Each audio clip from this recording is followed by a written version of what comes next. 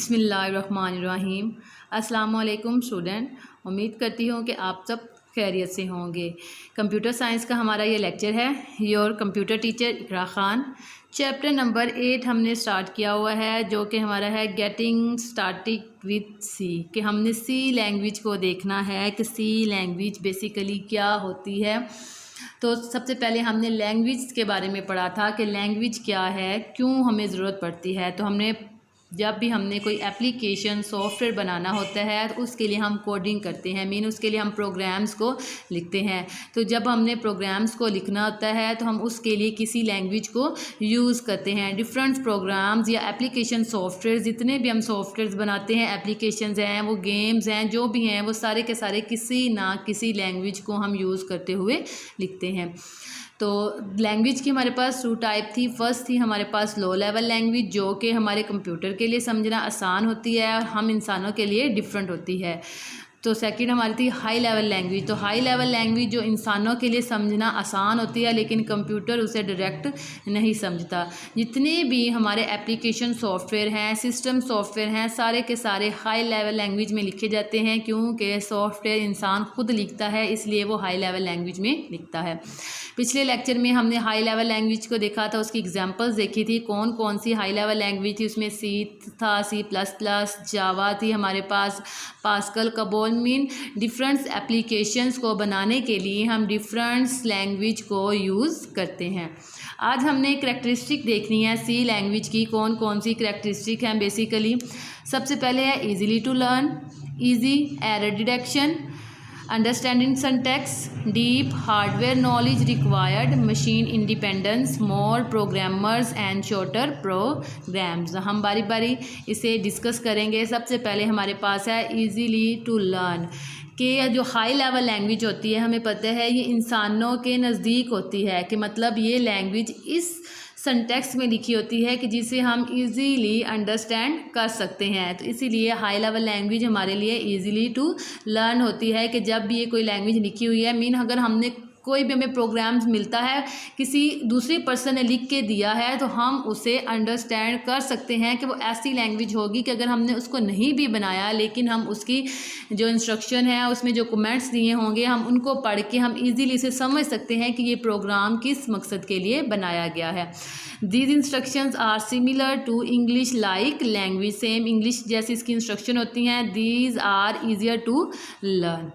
Second हमारे पास है, इसमें एरर को डिटेक्ट करना हमारे लिए बहुत इजी होता है।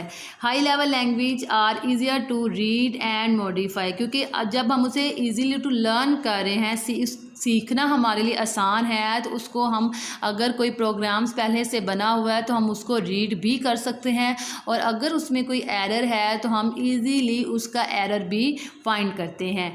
It's make it easier to find error in programs written in high level language. जितनी भी हाई लेवल लैंग्वेज हैं, उनमें एरर को डिटेक्ट करना भी हमारे लिए बहुत ईजी होता है, क्योंकि वो ईजिली टू लर्न होती है। जब हम उसे सीख जाते हैं तो उसको मॉडिफाई करना, उनमें से एरर डिटेक्ट करना भी हमारे लिए इजी होता है।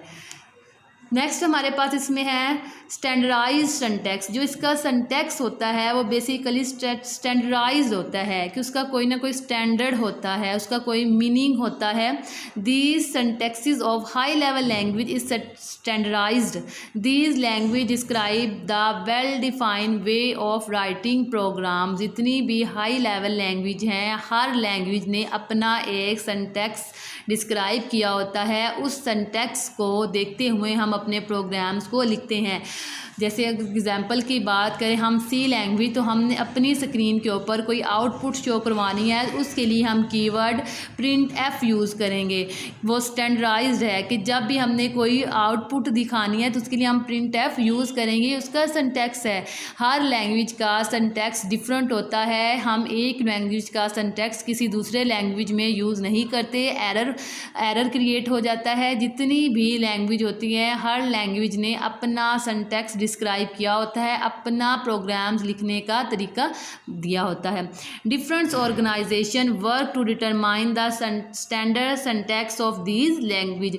इन सिंटैक्स के ऊपर बहुत सी ऑर्गेनाइजेशंस भी काम कर रही होती हैं जो कि इन सिंटैक्स को डिटरमाइन करते हैं। सबसे इम्पोर्टेंट जो हमारी ऑर्गेनाइजेशन है American National Standard Institute, also known as ANSI, जो कि बेसिकली सी में हमारे पास जितने भी अल्फ़ाबेट्स हैं उनको कोई ना कोई वैल्यू असाइन की गई है। जैसे कि हमें पता है कि जो कंप्यूटर है वो हमारी सिर्फ बाइनरी लैंग्वेज को समझता है 0 और 1 की फॉर्म में। हम कंप्यूटर में जब कोई भी अल्फ़ाबेट एंटर करते हैं तो वो वर्ड होता है, जैसे कि अगर हम ए को प्रेस करते हैं हमारी तरफ से तो हम ए प्रेस कर रहे हैं, लेकिन कंप्यूटर उसे ए रीड नहीं करता, वो उसे 0 और 1 की बाइनरी फॉर्म में देखता है। तो वो कैसे देखेगा? यही हमारे पास ANSI ने कीबोर्ड पे जितने भी वर्ड्स हैं सब को एक नंबर असाइन किया हुआ है। हर कीबोर्ड पे वर्ड्स का अपना नंबर है, उस नंबर्स को पहले बाइनरी फॉर्म में कन्वर्ट करता है और फिर जाके हमारा कंप्यूटर उसे रीड करता है। उसके बाद है deep hard work knowledge not required, के हाई लेवल लैंग्वेज को समझने के लिए उसकी हार्डवेयर के नॉलेज का डीप नॉलेज हमें रिक्वायर नहीं है।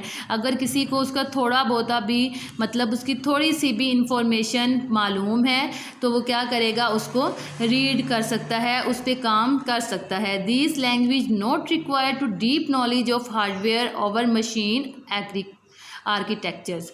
हमारे पास जितनी भी हाई लेवल लैंग्वेज में जितने भी हमारे पास प्रोग्राम्स लिखे होते हैं बेसिकली उसके लिए हमें डीप नॉलेज की ज़रूरत नहीं होती किसी भी हार्डवेयर की जिसके ऊपर हमने अपनी उस एप्लीकेशन को रन करवाना है। उसके लिए हार्डवेयर का नॉलेज की इंफॉर्मेशन का डीप नॉलेज इंफॉर्मेशन होनी चाहिए, लेकिन डीप नॉलेज की ज़रूरत नहीं है हमें। A programmer can write efficient program without deep knowledge of the hardware. जब भी प्रोग्रामर्स एक प्रोग्राम्स को लिखता है तो वो सिर्फ अपने प्रोग्राम्स की कोडिंग के ऊपर ज़्यादा फोकस करता है, ना कि वो ये देखता है कि मैंने इसे किस हार्डवेयर के ऊपर चलाना है, उसके बारे में इंफॉर्मेशन लेनी है कि वो किस तरह का है। उसको ऐसा कोई भी नॉलेज की ज़रूरत नहीं होती।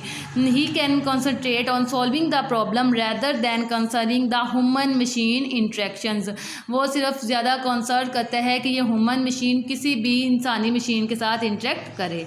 सेकंड हमारे पास है मशीन इंडिपेंडेंसी। मशीन इंडिपेंडेंसी क्या होता है कि हाई लेवल लैंग्वेज में हम जितने भी प्रोग्राम्स लिखते हैं वो मशीन इंडिपेंडेंस होते हैं। ये नहीं कि जिस मशीन को यूज़ करते हुए हमने ये प्रोग्राम्स बनाया है वो सिर्फ उसी के ऊपर रन होगा, ऐसा कुछ भी नहीं है। हम किसी दूसरी मशीन के ऊपर भी रन करवा सकते हैं कि जो भी हाई लेवल लैंग्वेज में प्रोग्राम्स लिखे होते हैं वो मशीन इंडिपेंडेंस होते हैं, हम किसी भी हार्डवेयर के ऊपर उसे रन करवाते हैं। High level language provide the machine independency. It's mean that the programmers can write program in high level language can be execute on different types of computer.